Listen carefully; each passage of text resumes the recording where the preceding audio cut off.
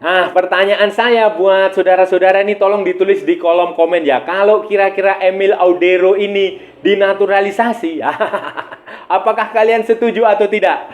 Silahkan tulis di komen. Sebab ayahnya waktu itu kan dengan sombong mengatakan bahwa Emil ini akan dibutuhkan Italia dibanding Indonesia.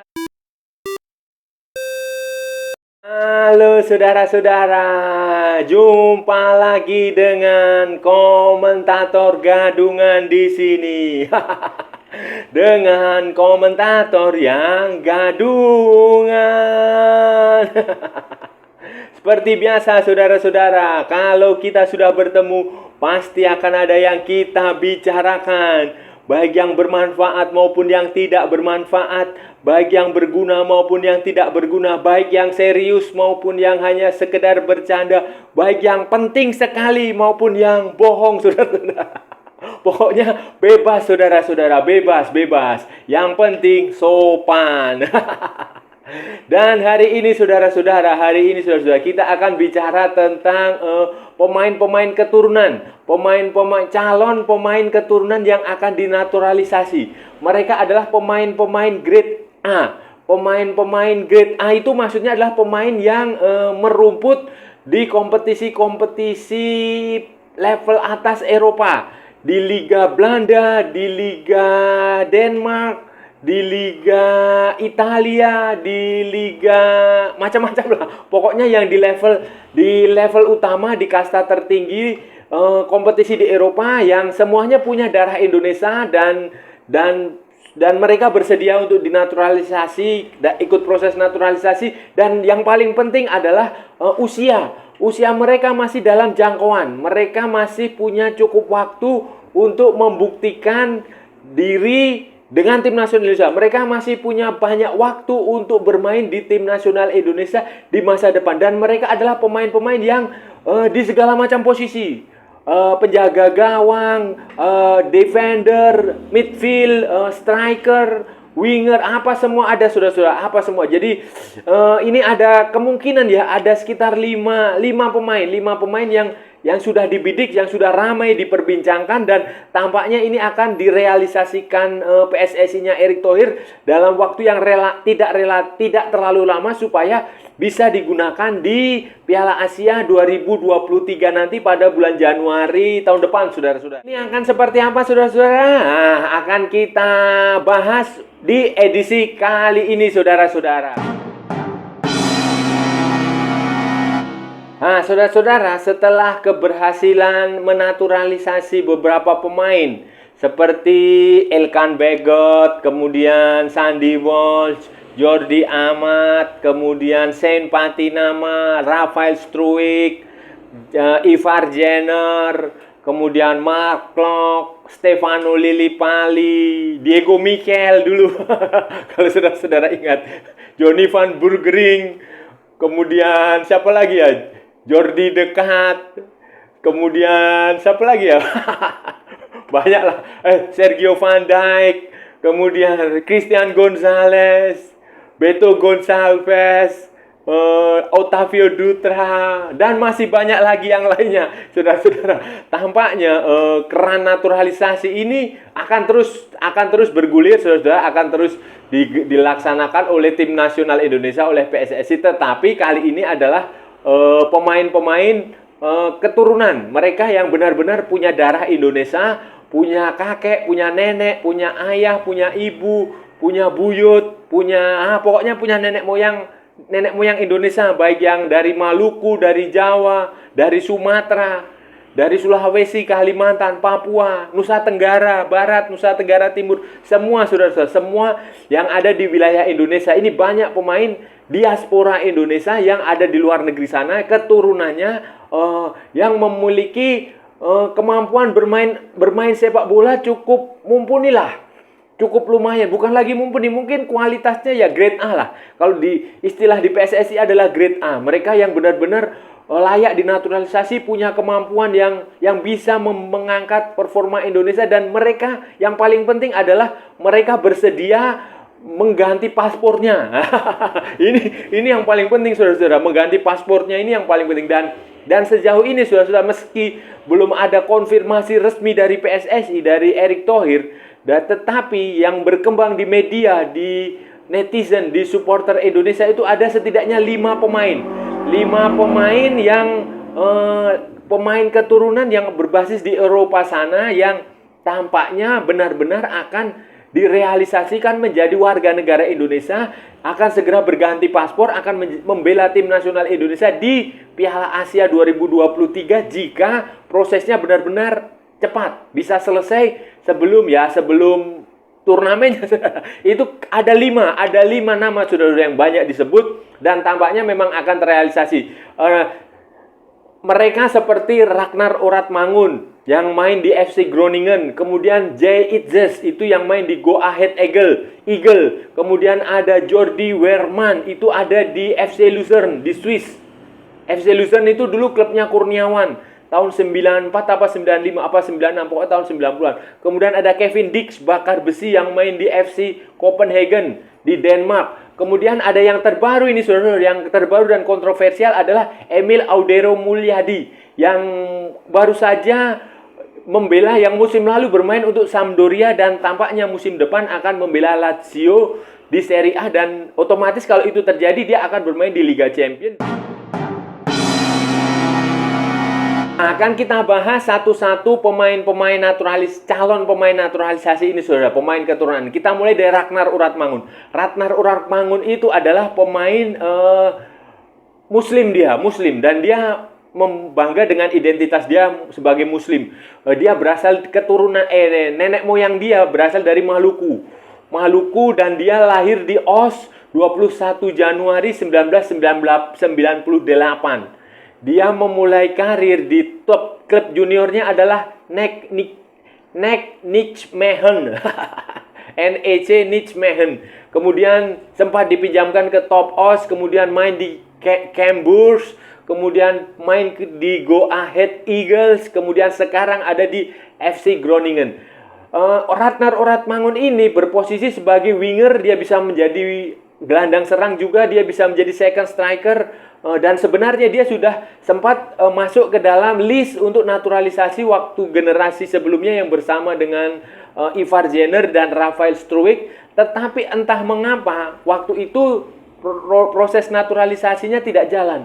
Konon dia tidak mendapatkan izin dari orang tua karena ini rumor apakah benar apa tidak, karena orang tuanya adalah salah satu tokoh Maluku di pengasingan sana di Belanda yang memimpikan terbentuknya Republik Maluku Selatan. Konon ini belum bisa dikonfirmasi apakah benar apa tidak, tapi kemungkinan bisa benar bisa tidak. Dan sekarang ini tampaknya dalam sebuah wawancara di podcast itu, kalau nggak salah podcastnya Yusa Nugraha itu, si Ragnar Oratmangun mengatakan bahwa dia membuka, sebenarnya dia tidak masalah untuk dinaturalisasi dan dia siap jika suatu saat dihubungi oleh PSSI untuk menjalani proses naturalisasi lagi, saudara-saudara.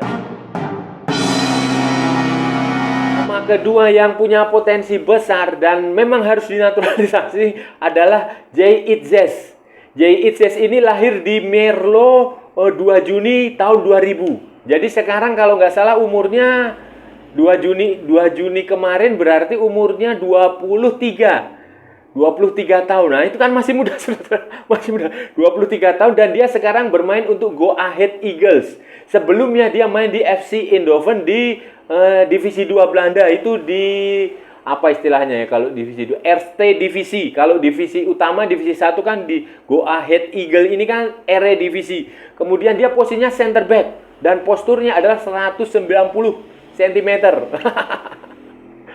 Bayangin saudara, 190 cm itu kalau dia berduet dengan Elkan Bagot itu sudah, gawang itu udah ketutupan itu masih 22 tahun dan dia adalah jebolan dari PSV Eindhoven. PSV Eindhoven kita tahu klub elit selain Ajax dan selain Feyenoord. Kemudian dia juga dan dia sangat tertarik untuk membela Indonesia. Berkali-kali dia udah mengatakan itu kepada media. baik secara dalam wawancara di YouTube maupun di media sosial dia maupun dengan media-media beneran itu. Dan dia sudah, katanya rumornya ini, yang info yang saya terima, dia sudah sempat dihubungi oleh perwakilan PSSI dan dia menyatakan bersedia, siap bos, katanya begitu. Nama ketiga adalah Jordi Weerman. Jordi Weerman ini lahir di Den Haag 25 Maret 1999. Posisinya adalah gelandang midfield dengan postur 180 cm. Saat ini dia tercatat sebagai pemain FC Luzern di Swiss. FC Luzern adalah klub yang pada tahun 90-an diperkuat Kurniawan Dwi Yulianto. Kurniawan si kurus. Itu dia sempat main di situ setahun atau 2 tahun, saya lupa. Kemudian dia adalah didikan dari Feyenoord Rotterdam. Akademinya Feyenoord Rotterdam, dan dia sempat main di Feyenoord Rotterdam. Kemudian dia main di beberapa klub, termasuk dia sempat main juga di ADO Den Haag. Dan dia punya caps di tim nasional Belanda U17, U19, dan U20. Nah, Jordi Weerman ini punya darah Indonesia dari neneknya apa kakeknya yang orang Jakarta, orang Betawi, neneknya orang Betawi. Dan dia sangat, ya dia seperti, hampir mirip seperti Sandy Walsh. Dia sangat bangga dengan identitas Indonesianya dan dia sering pulang ke Indonesia. sering berkunjung ke Indonesia, khususnya ke kampung neneknya itu. Kampung neneknya di Jakarta, entah di Jakarta mana. Dan dia sangat senang dengan masakan Indonesia. Karena neneknya itu sejak si Jordi ini kecil, Jordi Weerman ini kecil, selalu selalu dicocoki kuliner, selalu dicocoki oleh masakan khas Indonesia, itu yang masak oleh nenek. Jadi ikatan emosional dia dengan Indonesia ini sangat dalam, saudara. Bahkan sebelum ditawari membela tim nasional Indonesia pun, sebelum dihubung oleh PSSI pun, dia sudah lebih dulu menyatakan ketertarikan. Jadi inisiatifnya untuk membela Indonesia itu justru datang dari si Jordi. Ini mirip dengan Sandy Walsh, mirip sekali. Ragnar Oratmangun, Jay Itzes, dan Jordi Weerman. Nama berikutnya yang tampaknya kembali akan masuk program naturalisasi PSSI adalah Kevin Dix Bakar Besi. Nah, Kevin Dix Bakar Besi ini adalah keturunan Maluku, marga Bakar Besi dari Maluku, dan sekarang dia bermain di Superliga Denmark bersama FC Copenhagen. Dia lahir di Apeldoorn di Belanda tanggal 6 Oktober 1996. Jadi usianya sudah 26 tahun, dan dia merupakan mantan pemain Vitesse Arnhem, dan dia sempat bermain di Fiorentina, sempat bermain di Empoli, sempat bermain di Empoli, kemudian Feyenoord, kemudian dia punya caps di tim nasional Belanda U19, U20, U21. Posisinya adalah fullback, dan dia postur tubuhnya adalah 184 cm. Kevin Dix ini sudah lama dibicarakan dan sudah sempat kabarnya ini dia bersamaan dengan Ragnar Oratmangun, bersamaan dengan naturalisasi Sandy Walsh, bersamaan dengan naturalisasi Jordi Amat, Sain Patinama, dan itulah si Kevin Dix Bakar Besi ini sempat dihubungi oleh PSSI waktu itu, kalau nggak salah si Hamdan Hamedan atau siapa itu atau si Hasani Abdul Ghani waktu itu menghubungi. Tetapi konon katanya orang tua Kevin Dix Bakar Besi ini tidak setuju. Jadi mereka tidak bisa mengirim dokumen yang diperlukan, karena untuk melakukan proses naturalisasi ini sesuai dengan statuta FIFA, sesuai dengan aturan FIFA, itu dibutuhkan dokumen seperti akte kelahiran orang tua atau kakek atau nenek yang membuktikan bahwa itu memang lahir dan besar atau orang Indonesia, lahirnya di Indonesia. Itu sudah cukup. Nah, itu waktu itu tidak dilakukan Kevin Dix bakar besi. Konon katanya sama seperti kasusnya Ragnar Oratmangun, keluarga Kevin Dix bakar besi ini adalah tokoh yang mendukung perjuangan Republik Maluku Selatan itu. Nah, jadi sulit. Tetapi konon katanya pula saat ini Kevin Dix bakar besi sudah mulai siap. Dia sudah bersedia untuk kalau suatu waktu PSSI menghubungi dan melakukan proses naturalisasi, dan dia siap, dan dia tidak keberatan lagi. Dia merasa bahwa ya secara realistis memang Indonesia itu memang kelima atau terakhir ini cukup kontroversial, saudara, cukup kontroversial. Dan kalau saudara ingat, ini adalah Emil Audero Mulyadi. Dia kipernya jebolan Juventus, Akademi Juventus, kemudian kiper kelahiran Mataram di Lombok, Nusa Tenggara Barat. 18 Januari 1997. Tingginya 192 cm. Jadi bapaknya Pak Mulyadi ini orang Mataram, orang Lombok, orang NTB, kemudian ibunya orang Juventus. Dia lahir di NTB, tetapi sejak kecil hidup di Italia, di Torino, di Turin. Dan dia menerima pendidikan sepak bola dari Juventus, Akademi Juventus sejak kecil lah, Primavera, Baretti ya, pokoknya itu sampai Juventus U23. Kemudian setelah itu sempat dipinjamkan ke Venezia, dan setelah kontraknya di Juventus tidak perpanjang, karena kita tahu kan Juventus punya banyak pemain bagus, kiper-kiper bagus, mulai dari Buffon sampai si Wojciech Szczesny. Jadi dia tersingkir, dan kemudian sejak tahun 2019 bermain di Sampdoria sampai kayak kemungkinan musim depan dia akan, rumornya dia akan pindah ke Lazio atau ke beberapa klub lain di Serie A. Rumornya seperti itu. Dan Emil Audero Mulyadi ini kontroversial karena kalau sudah ingat beberapa tahun lalu, 2 atau 3 tahun lalu ya, atau 4 tahun lalu, bapaknya si Pak Mulyadi ini sempat mengatakan bahwa Emil itu nggak mungkin main di Indonesia, nggak mungkin. Pokoknya dia menjelek-jelekan Indonesia lah. Nggak mungkin, Indonesia nggak pernah ikut Piala Dunia, sepak bolanya begini, nggak maju, bla bla bla bla bla. Dia itu maunya main di Italia, dia mau main di timnas Italia, dia pasti akan dipanggil ke tim nasional Italia. Waktu dia ngomong begitu, Emil Audero ini masih main di Juventus. Dan Italia sedang dalam masa transisi dari eranya si Buffon ke eranya Gianluigi Donnarumma. Jadi dan Donnarumma belum stabil sebagai kiper. Jadi mungkin saja dia berharap masih punya kesempatan untuk menjadi kiper di tim nasional Italia. Tetapi saudara-saudara ini saya ingatkan, setelah menunggu sekian tahun, sekian lama, Roberto Mancini ternyata tidak memanggil Emil Audero Mulyadi ke timnas Italia. Walaupun si Emil ini punya caps di timnas Italia yang panjang di level junior, mulai dari 15, 16, 17, 18, 19, 20, 21, tetapi dia belum punya cap senior.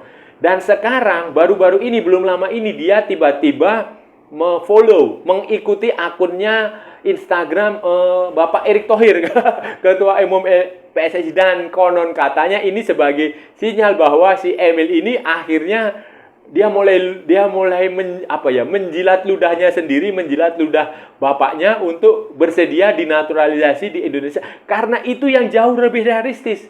Dan mungkin saja dia melihat bahwa saat ini sepak bola Indonesia ini menuju ke arah yang lebih baik, ke arah yang progresnya yang bagus, dengan kedatangan Argentina, dengan tampil di Piala Asia, dengan banyaknya pemain keturunan yang berhasil dinaturalisasi. Mungkin saja dia berharap bisa menjadi bagian dari sejarah itu. Nah, jadi sekarang kita tinggal tunggu aja nih kelanjutannya nih. Terserah PSSI, apakah PSSI bersedia menaturalisasi Emil Audero Mulyadi atau tidak. Sebab di posisi penjaga gawang ini juga ada pemain keturunan lainnya, si Sirus Margono, yang umurnya jauh lebih muda. dan sekarang sedang bermain di Panathinaikos B di kompetisi Yunani, dan sekarang sudah akan segera mendapatkan paspor Indonesia. Dan ketika dia sudah mendapatkan paspor Indonesia, Sintayong sudah memberi jaminan pasti akan memanggil Sirus Margono ke tim nasional. Jadi ini sangat menarik, saudara-saudara. Akan kita tunggu saja apakah Emil akan dinaturalisasi atau tidak, karena Indonesia juga punya beberapa kiper lokal yang sangat bagus. Hernando kita tahu, kemudian siapa itu yang kipernya Persikabo itu, kemudian ada lagi kipernya Borneo, Dava Fasya, kemudian masih ada Nadeo yang angin-anginan, Muhammad Ridho, kemudian ada Adi Satrio. Banyak lah kalau urusan kiper Indonesia mah nggak kekurangan, saudara-saudara. Itu tadi saudara-saudara pembahasan kita hari ini, saudara-saudara. Kita sudah bicara panjang lebar tentang 5 pemain grade A yang punya potensi dinaturalisasi. Pemain keturunan Indonesia di Eropa, di klub kasta tertinggi, di level atas di sepak bola Eropa, yang punya potensi untuk menjalani proses naturalisasi dan kemungkinan besar bisa ditampilkan di Piala Asia 2023 yang digelar Januari tahun depan, saudara-saudara. Nah, ini kalau mereka ini bisa segera dinaturalisasi, prosesnya selesai, ada kemungkinan nih, saudara-saudara, ada kemungkinan starting line up-nya Indonesia nanti di Piala Asia 2023 ini adalah 100% pemain keturunan. Ada kemungkinan. Ini mirip seperti Maroko, saudara-saudara, dan kalau ini sudah bisa terrealisasi ya sepak bola Indonesia ini sudah berada di jalur yang benar. Negara-negara tetangga kita tidak akan bisa lagi meremehkan. Vietnam khususnya itu. Vietnam khususnya udah tidak akan bisa meremehkan lagi. Begitu pula Thailand, begitu pula negara-negara yang lain yang ya semoga saja ini bisa terrealisasi dengan baik, karena ini usia mereka masih sangat muda, mereka masih punya prospek cerah, mereka masih bisa membela Indonesia dalam jangka waktu yang cukup lama. Oke, saudara-saudara, saya rasa udah cukup. Kalau ada salah-salah ya mohon maaf, namanya juga gadungan. Tetapi kalau benar itu berarti sebuah kebenaran. Kalau saudara-saudara merasa channel ini bermanfaat, silahkan like, share, and subscribe. Tapi kalau tidak, abaikan saja, skip, jangan ditonton. Tetapi jangan di-report, kasihan saya. Ikuti pula akun media sosial Komentator Gadungan, ada di Instagram, ada di Facebook, ada di TikTok. Oke, saudara, sampai bertemu lagi di edisi berikutnya. Salam olahraga dan merdeka!